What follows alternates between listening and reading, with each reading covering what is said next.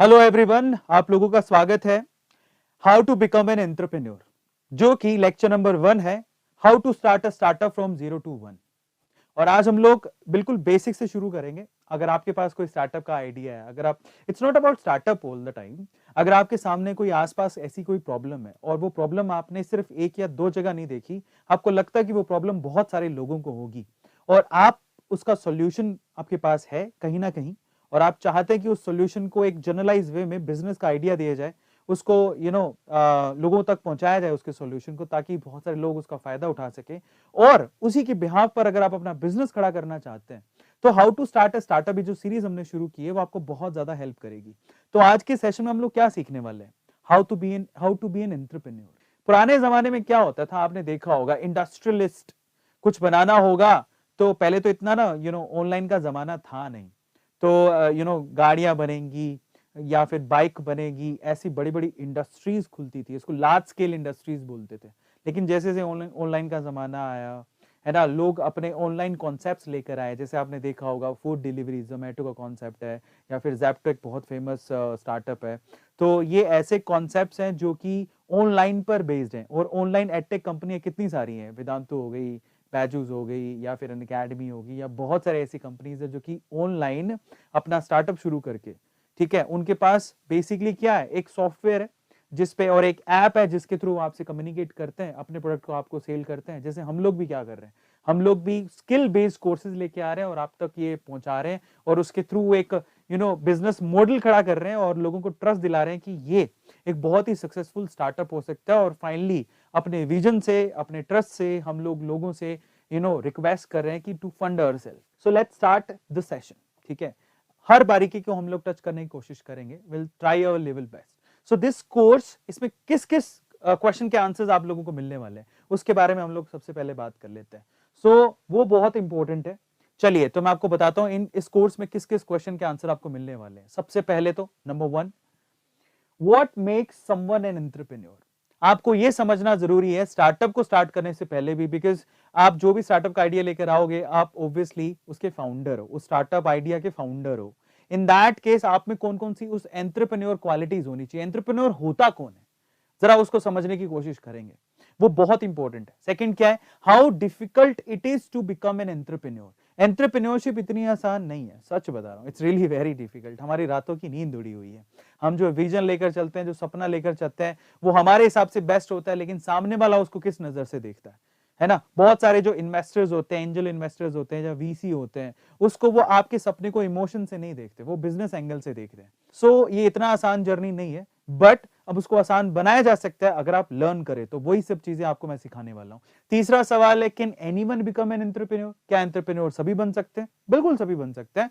अगर आप एंटरप्रेन्योर बनना चाहते हो, देयर आर सर्टेन क्वालिटीज जो आपको फॉलो करनी है। मैं भी आप इस सेशन में आपको बताऊंगा तो वो क्या क्या क्वालिटीज हैं जो आपको एंटरप्रेन्योर बना सकती हैं, और इनफैक्ट एंटरप्रेन्योर ही नहीं, एक सक्सेसफुल एंटरप्रेन्योर बना सकती हैं, उसके बारे में डिस्कशन करेंगे। Do I have to have a degree from IIT और आईएम्स अगर मुझे स्टार्टअप शुरू करना है या फिर एंटरप्रेन्योर बनना है, तो क्या इसके लिए मुझे डिग्री लेनी पड़ेगी आईआईटी आईएम से? ऐसा जरूरी नहीं है। आपको मैं बहुत सारे ऐसे एग्जांपल दिखाऊंगा जहां पर वो आईआईटीएंस या आईएम्स वाले नहीं है, still they are really very successful entrepreneurs. उन्होंने बहुत अच्छा स्टार्टअप खड़ा किया है, उन्होंने बहुत पैसा कमाया है। So that's really amazing. Okay, next आपके पास क्या है, what are the basic principles of the entrepreneurship. Entrepreneurship या स्टार्टअप के बेसिक प्रिंसिपल्स क्या होते हैं उसके बारे में डिस्कशन करेंगे।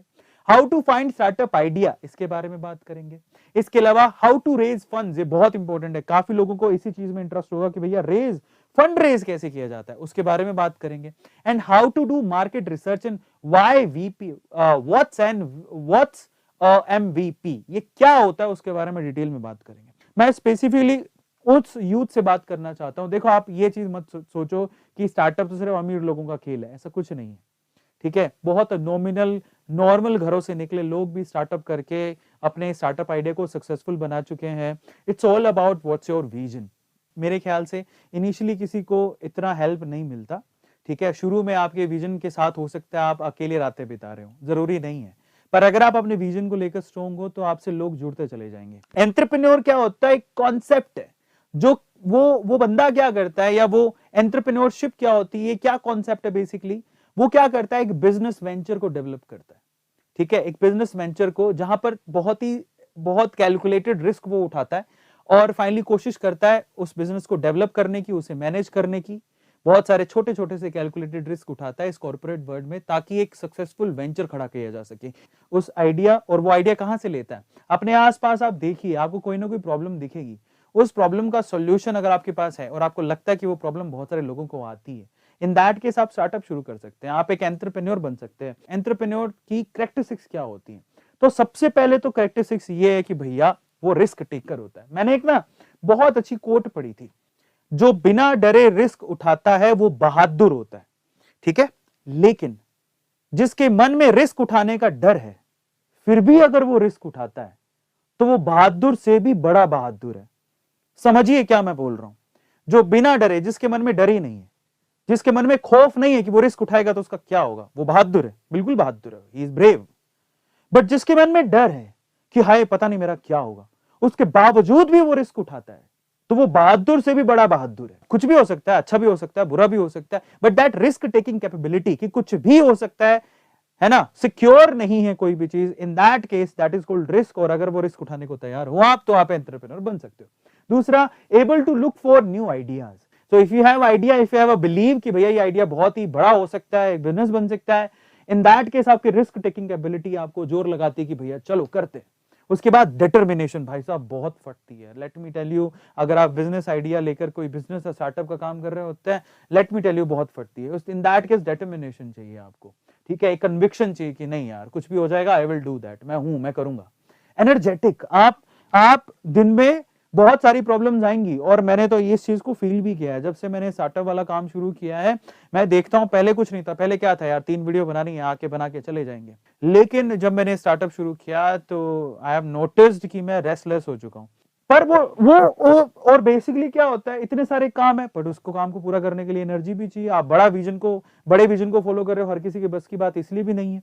अगर हमने कोर्स लॉन्च किया, जब हम यूट्यूब का मास्टरी कोर्स लॉन्च किया था, तो 6-7 हजार लोगों ने खरीद लिया था, यहाँ पर 250 लोग ही हैं, क्योंकि हर किसी के बस की बात नहीं है। बट अगर आपने खरीदा है, इन दैट केस आप बहुत ब्रेव हो। पहली बात तो यही है कि आप कुछ करना चाहते हो, इसके अलावा आप विजनरी हो, आपके पास एक आइडिया है, उसको लेकर आप स्टार्ट करना चाहते हो कुछ बिजनेस जो कि आगे आने वाले वक्त में उसका सोल्यूशन देगा, तो आप विजनरी भी हो, ठीक है। तो अगर आप विजनरी हो तो आप एंटरप्रेन्योर बन सकते हो। अडेप्टेबल, एंटरप्रेन्योर जो होना चाहिए वो अडेप्टेबल, चीजों को लेकर ऐसे स्टक नहीं हो जाए कि नहीं मेरे को यही, अगर कुछ नया मिल रहा है तो उसको अडॉप्ट करने वाला भी अडेप्टेबल होना चाहिए। And finally good at time management, जो कि मुझे भी सीखनी है, अपने टाइम को मैनेज करने में अच्छा होना चाहिए। उसके बाद 24 घंटे होते हैं, उसको कैसे मैनेज करता है, that is a prime skill जो मैं भी सीख रहा हूं और मैं भी कर रहा हूं। एंटरप्रेन्योर बनने से पहले 3 इंपॉर्टेंट स्टेप्स हैं जो आपको समझने की जरूरत है।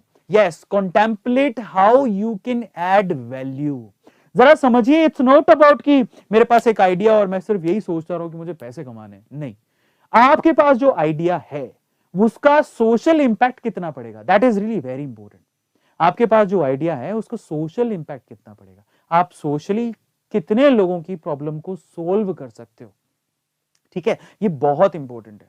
जैसे कि हमारा जो आइडिया है, हमारा आइडिया क्या है, हमारा आइडिया बहुत सिंपल है। हमारा आइडिया जैसे कोंकर वर्ड, हमारी कोंकर वर्ड प्राइवेट लिमिटेड है, जिसमें हम लोग जिस आइडिया पे काम कर रहे हैं, इट्स ऑल अबाउट कि हम लोग स्किल बेस्ड कोर्सेज दें, हम लोग स्किल के थ्रू जॉब्स दें, वो हमारा एक सपना हम लोग लेकर चल रहे हैं, है ना। सो वो सपना क्या प्रॉब्लम सोल्व कर रहा है, दैट्स वेरी इंपॉर्टेंट। ओके, सो ये है। दूसरी की क्या है जो कि बहुत इंपॉर्टेंट है, think what you are passionate about. आपको ये भी सोचना है कि अगर पास कोई आइडिया है तो आप उस आइडिया को लेकर कितने पैशनेट हो, वो बहुत इंपॉर्टेंट है। यू नो, आप कितने क्रेजी हो, वो बहुत इंपॉर्टेंट है। Are getting my point. और कल्ट फिट ऐसे एक एग्जाम्पल है जहां पर आपको पैशन दिखेगा। यू नो, स्टार्टअप ट्रेडिशनल नहीं होते, इन्होंने क्या किया कि कल्ट फिट, एक फिटनेस को, चलो फिटनेस को एक बिजनेस आइडिया में कन्वर्ट करते हैं, और क्योर फिट, कल्ट फिट, आपको नाम सुना होगा। फिर उसके बाद तीसरा, give a thought of positively impacting the world, ठीक है। फाइनली थर्ड की है, जब आप बिजनेस स्टार्ट करने जा रहे हो तो फाइनली आप सोचो कि आपके आइडिया के बाद दुनिया में किस तरह से पॉजिटिव इंपैक्ट क्रिएट होगा। जैसे वेदांतु ने किया, वेदांतु एक लाइव लर्निंग प्लेटफॉर्म है, वहां लाइव क्लासेस चलती हैं। Are you getting my point. So उन्होंने क्या किया, कोरोना के टाइम पे वेदांतु ने अपना जो नाम कमाया, दैट इज अनबिलीवेबल, यूनिकॉर्न बनाया अगले पिछले 2 सालों के अंदर। वरना व्हाट इज द रीजन, इन्होंने ऐसा कैसे करके दिखाया? बिकॉज इन्होंने एक सॉल्यूशन दिया कि कोरोना के टाइम पे सब घर बैठ गए हैं, स्कूल बंद हो गए हैं, फिजिकल क्लासेस बंद हो गई हैं, डोंट वरी, हम पढ़ाएंगे आपके बच्चों को। Are you getting my point? So एक सॉल्यूशन है, एक इम्पैक्ट जो ऐसे स्टार्टअप्स दुनिया के ऊपर डाल रहे हैं। अब हम बात करते हैं डिफरेंट एंटरप्रेन्योर मॉडल्स की। सबसे पहले तो small scale business. Small scale business, आप छोटा बिजनेस भी शुरू कर सकते हो। स्मॉल स्केल बिजनेस क्या होते हैं? जैसे कि आपने देखा होगा मिट्टी के बर्तन बनाना, it's a small scale business. Okay, mobile की शॉप खोल ली आपने, या फिर आपने किराने की शॉप देखी होगी, या फिर औजारों की शॉप देखी होगी। Those are called small scale businesses. Second है स्केलेबल स्टार्टअप आइडियाज, जो कि आज की नीड है, आज चल रहा है। जैसे एग्जांपल के तौर पे डुंजो एक एग्जाम्पल है आपके लिए, ओला एग्जाम्पल है, फोन पे एग्जाम्पल है, क्रेड एग्जाम्पल है, इसके अलावा जोमैटो एग्जाम्पल है, स्विगी एग्जाम्पल है, जैप्टो एग्जाम्पल है, पिकली एग्जाम्पल है, बहुत सारे एग्जाम्पल्स। नेक्स्ट क्या है, जरा आप ध्यान से चेक करो, लार्ज कंपनियां। ये तभी आप कर सकते हो जब आपके पास बहुत पैसा है, ठीक है? तो हाई इन्वेस्टमेंट करके, हाई एम्प्लॉइज रखकर, यहां पर ना बस ये खास बात ये है कि इन आइडियाज के अंदर ना प्रॉफिट मार्जिन बहुत होता है, क्योंकि अगर आपने जो प्रोडक्ट बनाया है उसकी कीमत आप ही डिसाइड करते हो। और मान लो कि आपको, जैसे एप्पल का बोलते हैं ना कि एप्पल का जो फोन है बेसिकली वो 20,000 में बन जाता है, 20,000 से 23-25,000 रुपए में, लेकिन वो इंडिया में कितने में बिकता है? वही फोन 1,00,000 रुपए में बिक रहा होता है, ठीक है? And finally there is one more I think, and that is social entrepreneurship. जो सोशल कोज के लिए आप कोई बिजनेस शुरू करते हो, तो ऑब्वियसली उसमें जो इन्वेस्टमेंट है वो कम भी हो सकती है, वो ज्यादा भी हो सकती है। एम्प्लॉइज उसमें कम भी चाहिए रह सकते हैं, ज्यादा भी चाहिए रह सकते हैं। यहाँ पर प्रॉफिट मार्जिन अच्छा भी हो सकता है और खराब भी हो सकता है, और ये रिस्की है। इन दैट केस, जैसे कि एग्जांपल के तौर पे यहाँ पर आपको दिख रहा होगा, जो इलेक्ट्रिक व्हीकल्स के लिए जो बनाया जा रहा है, ये आपके एक सोशल कोज को, इंटरेस्ट को वैल्यू करता है। जैसे एनवायरमेंट को सेव किया जाए। सो ये जो इलेक्ट्रिक कार्स हैं, चल वो तो बड़े बिजनेस में आती है, लेकिन उसके लिए चार्जिंग पॉइंट बनाना, ये जो है बिजनेस इसके अंदर आता है। और फाइनली अब क्वेश्चन बहुत लोगों के दिमाग में आता है कि क्या ये सही समय है स्टार्टअप को शुरू करने का? तो मैं आपसे कहता हूं बिल्कुल सही समय है स्टार्टअप को शुरू करने का। आज का टाइम में आपको बहुत आसानी से पैसा मिल सकता है अगर आपके आइडिया में दम है तो।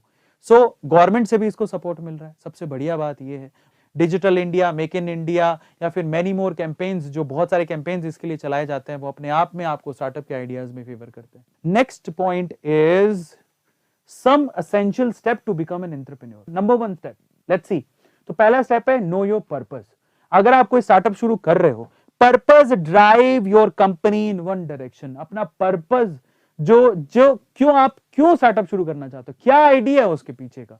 सेकंड क्या है, identify the right business idea. Purpose पता लगे, फिर उसके बाद आप क्या करो, उस पर्पस में एक बार मार्केट रिसर्च कर लो, और उसके बाद उसको बिजनेस आइडिया में, एक राइट बिजनेस आइडिया में कन्वर्ट करो। को मैं बता रहा हूं कि इसे बहुत हर्डल होती है स्टार्टअप इनिशियली डेज में, लेकिन हर दिन इतनी प्रॉब्लम्स को झेलने के बाद जब आप बिस्तर में सो, आपको लगे कि यार पता नहीं नींद ही नहीं आ रही, लेकिन फिर एक जज्बे के साथ खड़े हो जाओ और बोलो कि यार I just want to do that.